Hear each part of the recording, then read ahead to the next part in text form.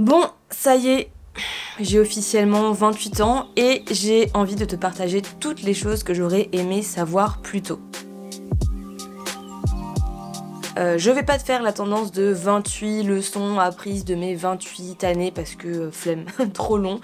Mais voilà, l'idée ça va être de te partager toutes ces choses que j'aurais aimé savoir, toutes les choses qui me semblent importantes aujourd'hui, là actuellement, avec ces 28 années derrière moi, que voilà, j'aurais kiffé savoir, qui m'aurait évité certaines erreurs, etc. Donc c'est parti. Alors déjà si je regarde sur le côté c'est normal, il y a mon petit ordinateur avec mes notes et donc première leçon, enfin première chose que j'aurais aimé savoir, c'est que ça ne se passe pas toujours et en général jamais comme prévu, mais c'est pas grave, c'est ok. En fait, je pense que quand on est très jeune, on se dit que voilà, on a plein de rêves, on a plein de choses qu'on veut faire et que la vie va se passer comme prévu et bah non en fait c'est pas un long fleuve tranquille comme on nous le dit parfois.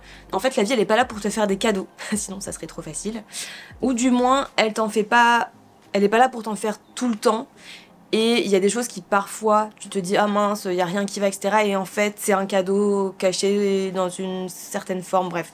Donc en fait je pense que justement faut pas voir la vie comme quelque chose qui est super facile, super simple. Évidemment il faut avoir confiance en la vie quand même, mais c'est quelque chose qui je pense est là pour nous faire apprendre, nous faire expérimenter des choses, se découvrir même soi-même en tant que personne. Et du coup oui, souvent, très souvent malheureusement on se prend des claques dans la figure, mais c'est des choses qui, voilà, qui sont dures, mais qui nous aident à nous relever, qui nous aident à nous comprendre, qui nous aident à mieux appréhender la suite. Et c'est essentiel pour continuer tout simplement. Donc voilà, c'est un peu un premier point, pas hyper joyeux, même si on peut le voir comme quelque chose de cool. Et voilà, la vie, faut se dire que c'est un grand jeu.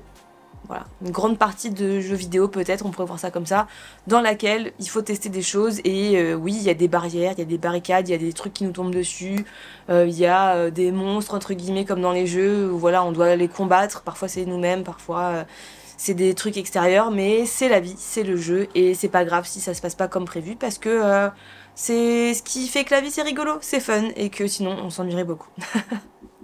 Deuxième point qui me semble, mais alors je pourrais faire un TED Talk, enfin peut-être pas un TED Talk, mais il faudrait faire tout un long discours dessus, c'est que je trouve qu'il faut vraiment s'éduquer sur plein de choses qu'on ne nous apprend pas à l'école. Alors là voilà, l'entrepreneuse en moi ressurgit.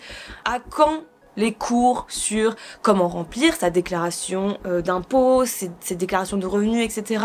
Cette fameuse étape de la vie où on est devant le site des impôts et on ne sait pas du tout comment remplir ses fiches. À quand des cours sur comment gérer ses finances? Bah oui en fait, on nous l'apprend pas spécialement, parfois on a des parents qui nous l'apprennent, parfois pas du tout parce qu'ils ne sont eux-mêmes pas éduqués sur ces sujets-là. Parce que oui, c'est bien beau de formater les jeunes voilà, au salariat, à bien gagner sa fiche de paye à la fin du mois, voilà, quand même l'éducation en France est plutôt axée sur ça, l'école nous formate plutôt au salariat qu'à l'entrepreneuriat. Et donc, comment on est censé faire en tant que jeune adulte si on ne sait pas gérer son salaire? Il y a plein de gens, je sais plus quelle étude avait dit ça, mais que voilà, il y avait plus de la moitié des gens, ou la moitié des gens qui étaient déjà à découvert à la moitié du mois. Ça veut quand même dire quelque chose. Et d'ailleurs, en parlant de salariat versus entrepreneuriat, à quand des cours sur comment entreprendre, comment lancer sa première boîte, comment se mettre à son compte? Bon, apparemment, ça va arriver. Je crois qu'ils vont le mettre en place l'année prochaine ou je sais plus quand. Mais c'est des cours optionnels. Donc, j'ai envie de dire, oui, enfin, c'est cool, il y a des cours sur ça. Mais bon, ça va être, je sens le début un peu brouillon. Et puis, bah, ça va être une option, donc pas tout le monde va le prendre. Bref, je pense qu'il nous manque beaucoup de cours, peut-être pas des cours, mais voilà, des choses à apprendre qu'on nous apprend pas à l'école. Comment surmonter un deuil, comment surmonter un licenciement, un divorce, comment négocier son salaire. Ça aussi, hein, la négociation en général, j'ai envie de dire, on nous apprend pas à négocier. À l'école, c'est t'as telle note sur 20 sur 10, t'as tel truc, voilà, l'élève peut pas négocier, en vrai. Oui, il peut essayer, mais en général, les profs, je pense pas qu'ils accepteraient. Alors, ça serait super intéressant, un débat sur une correction. Bah voilà, moi, je viens négocier, j'estime que je veux pas cette note-là, j'ai mis tel argument, et le professeur viendrait, voilà, mettre des contre-arguments, et ça serait instructif. le but de l'école, de nous instruire. Comment trouver un travail et gérer son premier entretien d'embauche? Alors ça, on l'apprend en général certaines écoles post-bac, mais sinon, voilà, c'est un petit peu débrouillons-nous. Comment préparer sa retraite? Je me demande combien de jeunes réfléchissent vraiment à la retraite en sortant du bac. Personne. Ou en sortant d'école supérieure, peu importe. Évidemment, on peut faire plein de cours sur ça, mais ça manque cruellement de base, je trouve, et ça serait plus utile que certaines matières, enfin peut-être pas matières, mais certains cours, je pense, qu'on a à l'école. Et oui, les mathématiques, ça nous permet d'acquérir une certaine logique, de réfléchir, etc. Mais il y a plein de choses qui ne nous servent pas dans la vie de tous les jours. Moi, j'ai fait un bac S et il y a plein de théorèmes, de trucs ça ne m'a jamais servi. Mais voilà, en tout cas, si tu es jeune, que tu regardes cette vidéo, si tu sors peut-être de l'école, eh bien voilà, sois curieux ou curieuse, lis des livres, regarde des vidéos YouTube sur des sujets qui t'intéressent ou que tu sens que ça pourrait être utile un jour, bah comme peut-être cette vidéo du coup. Demande à tes parents, tes proches, comment est-ce que eux ils ont géré telle ou telle chose, comment ça se passe après les études, comment est-ce que eux ou elles ont fait pour gérer telle chose dans leur vie, peu importe. N'aie pas peur voilà, de demander, n'aie pas peur en général d'ailleurs. Je te conseille un média qui est sorti récemment de Hugo Décrypte qui s'appelle le média Elan, E-L-A-N, notamment sur Instagram, qui est justement pour les jeunes, pour la vie, rentrer dans la vie active, trouver un logement, le travail, etc. Donc ça va être super intéressant pour une certaine tranche d'âge, on va dire, et donc je te recommande vivement ce média. Avant de passer au point suivant, je me glisse. Je suis déjà dans cette vidéo, j'allais dire je me glisse dans cette vidéo, mais je fais une petite parenthèse pour te dire un truc que tu dois absolument savoir, c'est que peut-être que tu regardes cette vidéo et que tu n'es pas encore abonné à cette chaîne YouTube, alors qu'elle regorge de plein de super conseils, mais aussi des vlogs voyages, des conseils sur l'entrepreneuriat, plein de vidéos avant sur le branding, et je vais en faire plein d'autres sur entreprendre, sur gérer sa vie, enfin bref. Donc c'est dommage, je t'affiche d'ailleurs les pourcentages qui montrent que malheureusement il y a beaucoup de personnes qui regardent mon contenu mais qui ne sont pas encore abonnées, donc je t'invite à le faire, c'est gratuit et ça permet de soutenir mon travail, donc voilà, si tu n'es pas encore abonné, fais-le, ça fait toujours plaisir. Et puis bah voilà, c'est parti pour la leçon, le précepte, le mantra, la chose que j'aurais aimé savoir avant suivante. On le sait, on le dit, on le répète, on l'entend, tout le monde le dit, oui la santé c'est important, mais est-ce qu'on priorise vraiment notre santé au quotidien?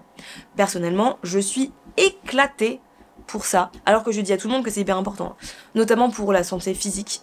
Perso, j'ai laissé traîner des douleurs au genou depuis des années, à l'épaule, ouais, depuis des années aussi, au moins 1 an, et bah maintenant j'ai mal.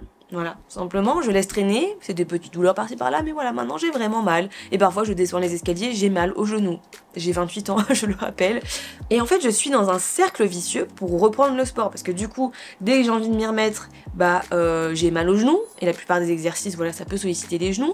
Et du coup, bah voilà, j'ai mal, je laisse traîner le sport, du coup je ne remuscle pas mon corps, et bref, c'est un cercle vicieux. Et donc voilà, je galère avec mes 5 étages sans ascenseur, c'est merveilleux. Mais voilà, je pense que c'est vraiment hyper important de vraiment conscientiser que notre santé c'est hyper important, et souvent on s'en rappelle qu'au moment où on est malade, on se dit ah mince, oh là là, qu'est-ce que c'était bien quand j'étais en bonne santé et que je n'avais pas de problème, quand voilà on a le rhume de l'hiver, qu'on se tord la cheville, qu'on se fait mal je sais pas où, voilà, on dit oh là là, si j'avais plus profité de ma bonne santé. Et ben voilà, tant qu'on a la santé tout va bien, c'est pas une phrase un peu genre ah oui c'est vrai qu'il faut laisser comme ça se balader dans les airs, je sais pas pourquoi j'ai cette image là, mais voilà, c'est justement ça qui est important, c'est de se dire là je suis en bonne santé, et si demain je suis en mauvaise santé, bah je vais regretter, donc j'ai intérêt à tout faire pour l'être le plus longtemps possible. Et c'est quand on vieillit que vraiment on se dit j'aurais dû faire plus de sport, j'aurais dû manger plus sain, j'aurais dû plus faire attention voilà, à ma santé mentale. C'est quand on est en burn-out qu'on se dit mince, j'aurais dû mettre des limites, poser un cadre, ne pas me laisser bouffer par les personnes extérieures, que j'aurais dû ralentir le rythme, etc. etc. Donc vraiment attention à ça, et c'est aussi important de se rendre compte de l'effet cumulé. C'est un principe très simple qui dit que si chaque jour tu manges sain, tu manges une pomme au lieu de boire du Coca-Cola ou de manger fast-food, tu vas cumuler ces effets de bonne santé ou de mauvaise santé. Peu importe, ça vaut pour tout, hein. L'effet cumulé, ça peut être pour l'entrepreneuriat, ça peut être pour la santé, ça peut être pour les amours, si tu fais tous les jours des efforts pour construire ton couple, ou si tu te dis que tout est acquis, si tous les jours tu crées du lien avec ton audience, tes potentiels clients, ou alors si tu te contentes de faire un site internet et d'attendre que ça tombe tout cru. Voilà, c'est ça l'effet cumulé, c'est que chaque jour tu mets des petites gouttes dans un vase, et au bout d'un moment, ce vase se remplit soit de quelque chose de positif, soit de quelque chose de négatif, soit de choses neutres, mais du coup il ne se passe rien. Mais voilà, attention à ça pour ta santé à la fois physique et mentale. Petite pause eau, et la lumière est partie. Bon. Mais on attaque le 4e point qui est hyper important pour moi, notamment en ce moment. C'est tout simplement, c'est pas parce que tu sais le faire que tu dois le faire. Voilà, ce n'est pas, justement, c'est pas un truc mathématique, truc égale conséquence, bon bref. Mais voilà, je pense que c'est notamment quelque chose d'important quand on est entrepreneur et entrepreneuse, mais pas que. En fait, moi, il m'a fallu du temps pour intégrer cette notion, cette phrase, et encore, je sais même pas si c'est totalement vraiment bien intégré, mais pendant des années, j'ai fait du branding. Je pense que tu le sais, peut-être ou peut-être pas, si tu me suis depuis plus ou moins longtemps, mais voilà. J'ai fait plein de contenu dessus, j'ai réussi à devenir une forme de référence là-dedans, dans l'entrepreneuriat français, voilà. Pas non plus international, et c'était pas non plus énorme, mais voilà, j'ai réussi à me faire un petit nom dans ce domaine-là. Et le truc, c'est qu'au bout d'un moment, j'en ai eu un peu marre. J'avais l'impression un peu de tourner en rond, et j'ai quand même continué par confort. Parce que les gens me demandaient, parce que voilà, j'avais déjà créé plein de choses, des offres, etc. autour de ça, et donc j'ai continué à le faire, alors que rien ne m'y obligeait. Mais au fond, j'en avais plus vraiment envie. Et donc, c'est peut-être pareil pour toi. Et c'est pas parce qu'aujourd'hui, tu sais faire quelque chose, tu as des compétences sur tel ou tel sujet, que tu dois forcément utiliser ces compétences au quotidien, ou même dans ton travail, ou autre d'ailleurs. Pas forcément que ça. Pour te donner un exemple concret, c'est pas parce que tu as un diplôme dans un truc scientifique que tu es obligé de continuer dans cette voie-là, alors que ça ne te plaît plus. C'est pas parce que tu sais qu'il faudrait faire telle chose dans une situation donnée, que tu dois absolument faire comme ça, alors que tu le sens pas à l'intérieur de toi, que c'est pas ce que tu as envie de faire.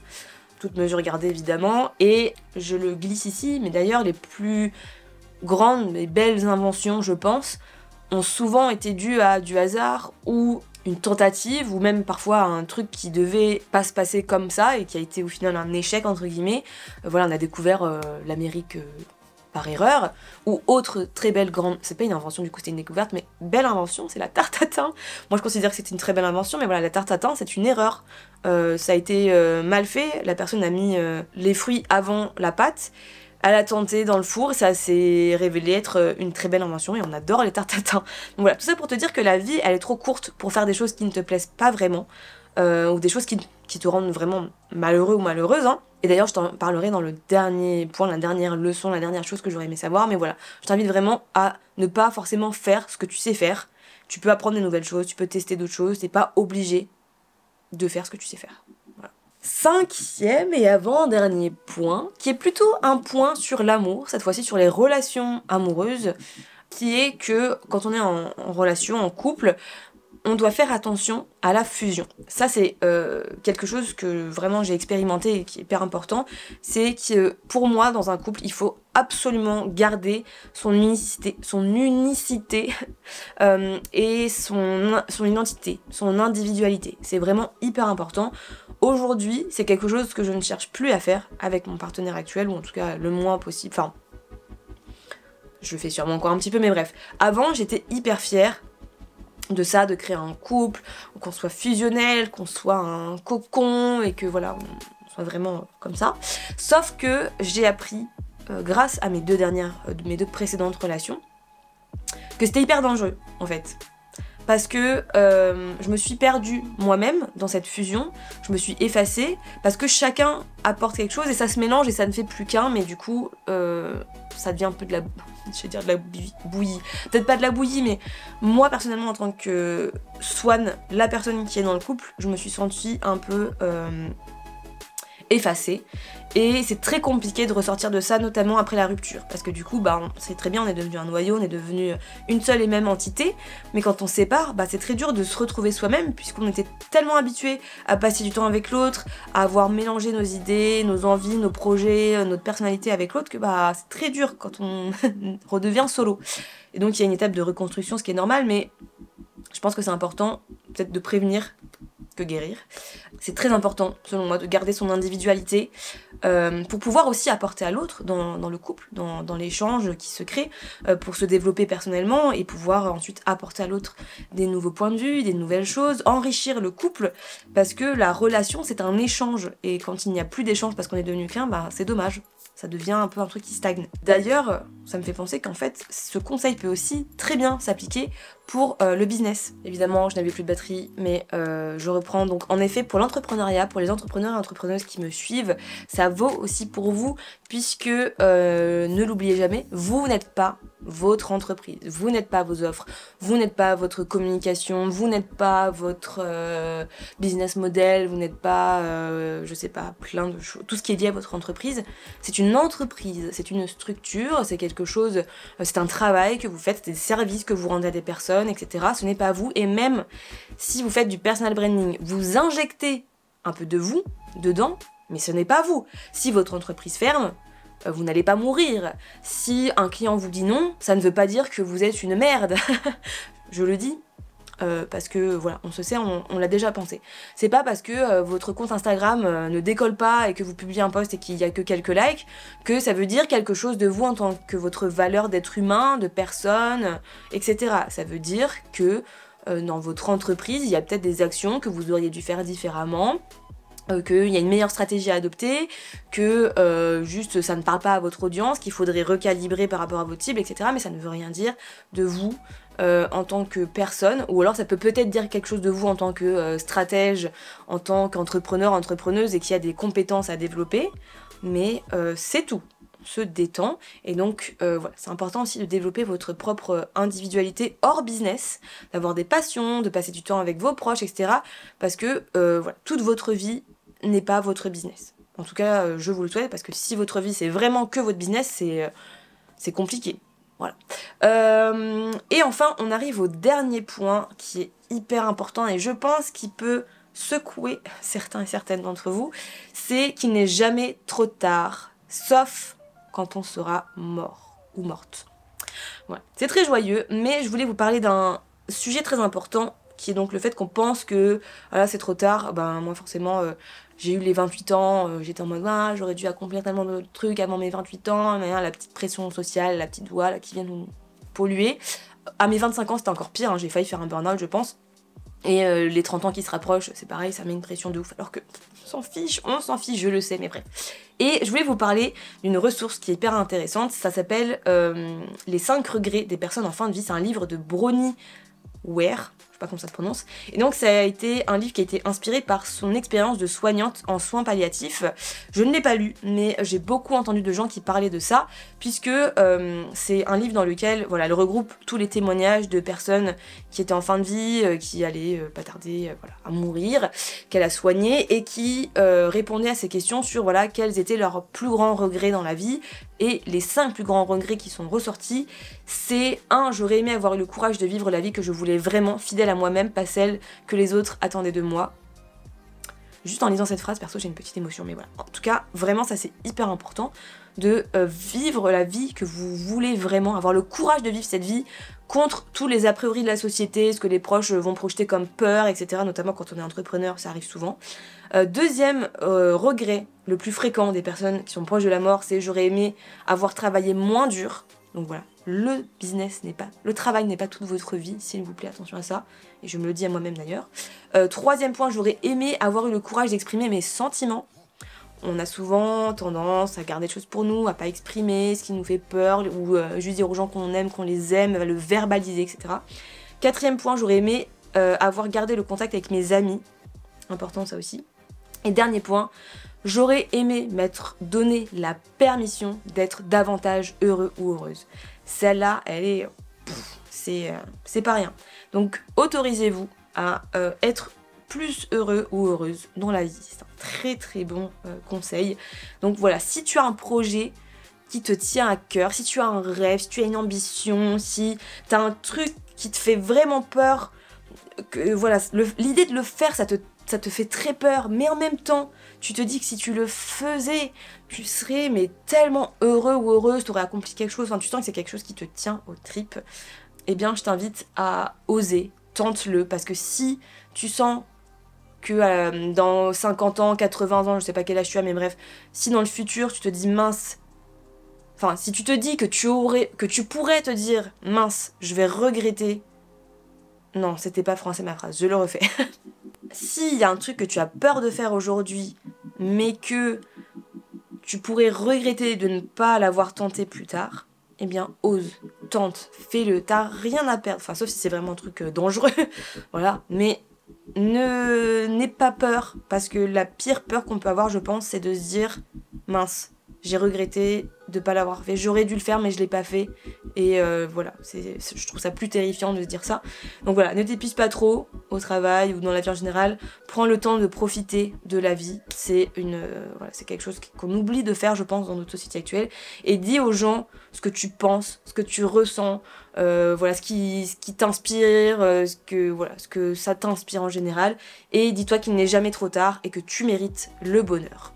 Je ne peux pas finir sur une plus belle phrase, mais vraiment sur ces belles paroles je te dis à très bientôt. J'espère que cette vidéo t'aura aidé à éviter peut-être certaines erreurs dans le futur, ou t'aider à te remettre en place certaines idées, te rappeler de choses que tu as peut-être déjà toi apprises et que tu as envie de réintégrer, de réentendre, parce que ça fait toujours du bien. Perso, j'aurais adoré savoir tout ça bien plus tôt, mais bon, en même temps c'est la vie, c'est des expériences que j'ai apprises et que voilà, par lesquelles il fallait que je passe, et c'est ça la vie, on teste, on expérimente, on apprend de nos erreurs, on recommence, et ainsi de suite.